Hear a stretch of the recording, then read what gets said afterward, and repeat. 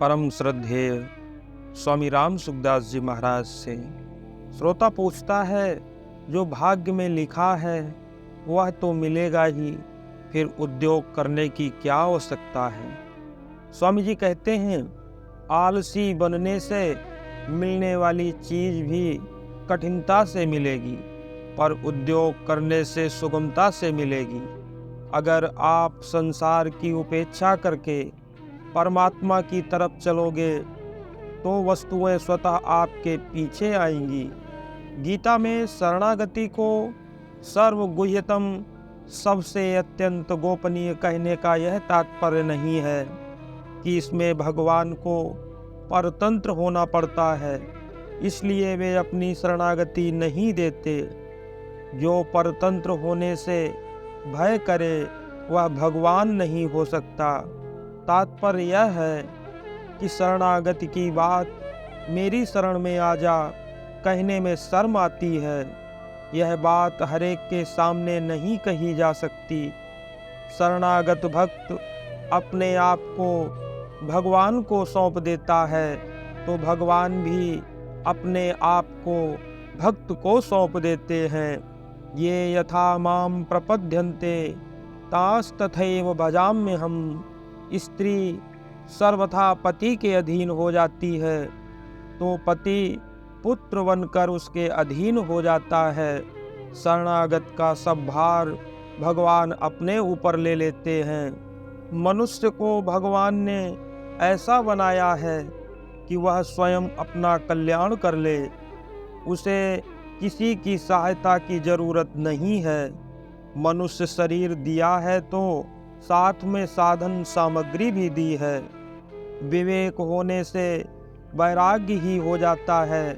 वैराग्य न हो तो समझना चाहिए कि विवेक हुआ ही नहीं, केवल अभी सीखा है। मैं शरीर नहीं हूँ, यह बात ठीक तरह से मान लें। यदि आप आदर निरादर से राजी नाराज होते हैं तो आपने अपने को अभी शरीर ही मान रखा है। हमारा नाम भी बनावटी है, नाम के साथ साथ हमारी एकता नहीं हो सकती। अतः नाम, निंदा, स्तुति, बड़ाई, यश और मृत्यु के बाद कीर्ति, शरीर के आदर निरादर, मान अपमान हमारे पर असर ना पड़े। यह सत्संग सत्य का संग है। शरीर की सेवा कर दो पर अपना मत मानो। ऐसे संसार की सेवा करते हैं वैसे शरीर की सेवा कर दो। शरीर की सेवा है, संयम रखना है। शरीर की सेवा करने से शरीर स्वस्थ रहेगा। मन इंद्रियों को वश में रखो, उन्हें कुमार्ग मत होने दो। यह सूक्ष्म शरीर की सेवा है। शरीर को उतना ही आराम दो जिससे वह कार्य करने लायक हो जाए, ज़्यादा आराम मत दो। जैसे मोटर काम में लेने के लिए है, चंदन पुष्प भगवान को अर्पित करने के लिए है, ऐसे ही शरीर भी काम लेने के लिए है। प्रेम पूर्वक दी हुई वस्तु खाने से नुकसान नहीं करती। प्रेम पूर्वक बनाया हुआ भोजन 3-4 बार खाने से भी खराबी नहीं करता। ऐसे ही भिक्षा का भी अन्न कभी खराबी नहीं करता। एक बार आपकी अवस्था थोड़ी गड़बड़ हो रखी थी, खांसी हो रही थी आपको। एक व्यक्ति ने प्रेम पूर्वक आपसे आग्रह करके कहा कि महाराज जी थोड़ा दही खा लो। दही आपके लिए कुपथ्य था, पर उसे खाने से आपकी खांसी मिट गई। सभा में दूसरों के सामने रोना अथवा नाचना नहीं चाहिए। भक्ति को दिखाना नहीं चाहिए, प्रत्युत पचाना चाहिए। पचा ना सके तो एकांत में चले जाओ, फिर भले ही नाच लो। गुरु शिष्य को कुछ देते नहीं हैं, प्रत्युत शिष्य के भीतर जो है उसे जागृत करते हैं।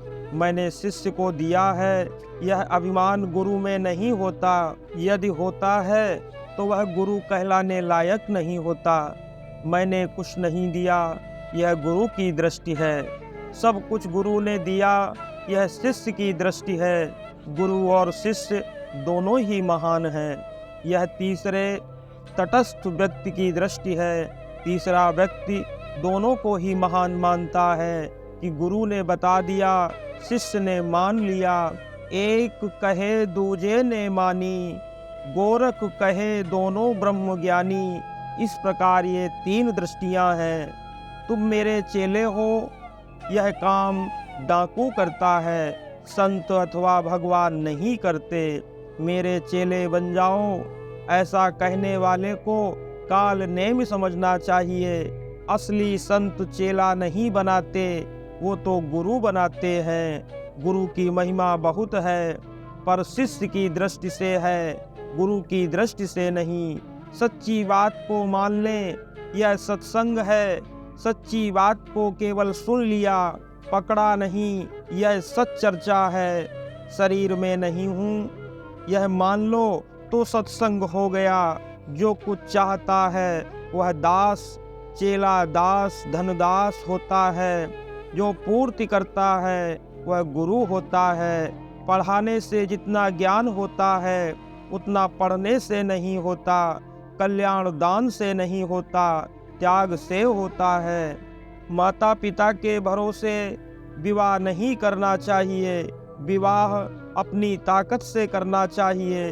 राम जी ने कभी भरत से सहायता नहीं मांगी, सुग्रीव से भी सहायता तब ली जब उसे अपनी शक्ति से राज्य दिला दिया।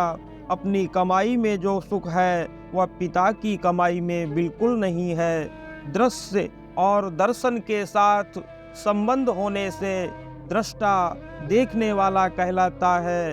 दृश्य और दर्शन के साथ संबंध ना हो तो दृष्टा संज्ञा नहीं होती। वास्तव में दृश्य दर्शन और दृष्टा तीनों ही असत है। संसार के साथ संबंध केवल संसार को सुख देने के लिए ही होना चाहिए। जो मिला है वह सेवा के लिए मिला है, अपने लिए नहीं। संसार में हम लेने के लिए नहीं आए हैं, देने के लिए आए हैं। उसी की वस्तु उसी को देना त्याग है, दान नहीं। बाहर से देखें तो दरिद्र और त्यागी दोनों की एक अवस्था है, परंतु बाहर से एक अवस्था होने पर भी भीतर से दरिद्र दुखी रहता है और त्यागी सुखी रहता है। त्यागी के पास जाने से लोगों को सुख मिलता है। कोई कामना ना हो तो मुक्ति स्वतः सिद्ध है।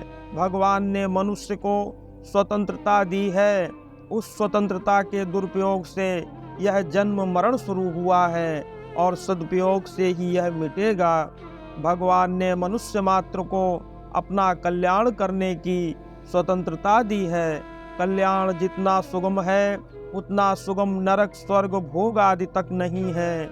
आपका स्वरूप खुद का है, उसे जानना कठिन है तो फिर सुगम क्या है। दुष्ट को दुष्ट मानना दुष्टता है। सब जगह ईश्वर है, विचार करें। जिसे हम दुष्ट कहते हैं, क्या वह सब समय दुष्ट है? क्या वह सर्वथा दुष्ट ही है? क्या वह उसके दुष्टता का यही प्रभाव है जिसमें सर्वथा दुष्टता हो? ऐसा कोई हो ही नहीं सकता। सर्वथा दुष्ट होने की सामर्थ्य किसी में है ही नहीं। जो जीव भूत होता है वही ज्ञान मार्ग में ब्रह्मभूत होता है। जब जीव में भोग तथा संग्रह की प्रधानता हो जाती है तब कोई भी अनर्थ बाकी नहीं रहता। अपनी किसी भी स्थिति में संतोष ना हो तभी विचार का उदय होगा। संतोष करने से ब्रह्मज्ञानी हो जाएगा। संसार में संतोष करना चाहिए, परमात्मा में कभी संतोष नहीं करना चाहिए। संसार में संतोष करने से संसार से ऊंचा उठ जाओगे, परमात्मा में संतोष करने से अटक जाओगे। बुद्धि से विचार किया जाता है, स्वयं से विचार का उदय होता है। मैं मेरेपन के त्याग से तत्व की प्राप्ति होती है। ज्ञान सिखाया नहीं जाता, प्रत्युत स्वयं अनुभव किया जाता है। ज्ञान तत्व की प्राप्ति आपको होती है, बुद्धि को नहीं। बुद्धि एक करण है। जैसे झाड़ू से साफ करते हैं, ऐसे ही बुद्धि के द्वारा निवृत्ति करते हैं। बुद्धि के द्वारा प्राप्ति नहीं होती। सत तत्व नित्य प्राप्त है। असत की सत्ता, महत्ता और अपनापन ही बाधा है। परमात्मा की प्राप्ति त्याग करने से होती है, त्याग होने से नहीं होती। शरीर का त्याग होने मरने से क्या परमात्मा की प्राप्ति हो जाती है? एकांत सेवन सत्व, रज और तम तीनों गुणों को बढ़ाता है।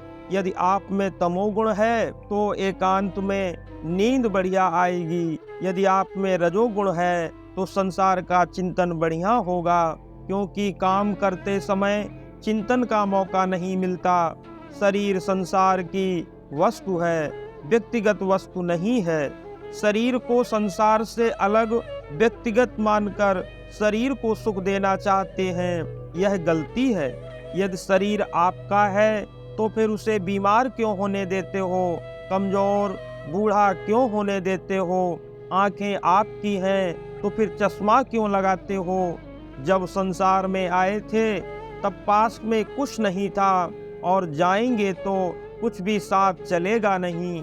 अतः सेवा करने से अपना कुछ भी खर्च नहीं होता है और अपना कल्याण कर सकते हैं, वो भी मुफ्त में। अभाव का मोह छोड़कर भाव रूप तत्व को प्राप्त करो। संसार मिटने वाला है, मिटने वाला हमें सुखी कैसे करेगा?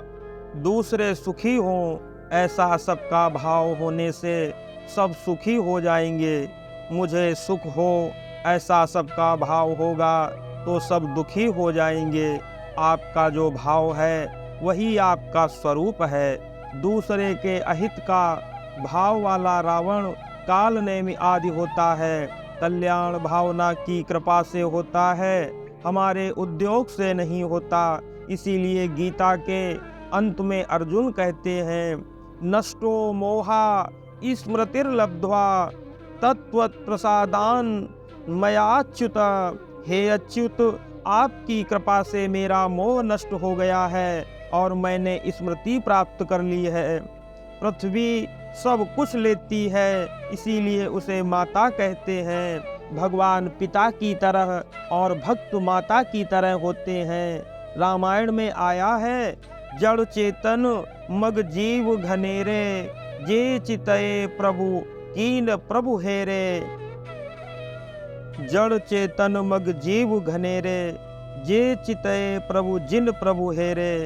ते सब भय परम पद जोगु, भरत दर्श मेटा भव रोगु। जिन्होंने राम को देखा और राम ने जिनको देखा, वे मुक्ति के योग्य अधिकारी हो गए। परंतु जिन्होंने भरत को नहीं देखा, प्रत्युत भरत ने जिनको देखा, वे मुक्त ही हो गए। नारायण नारायण।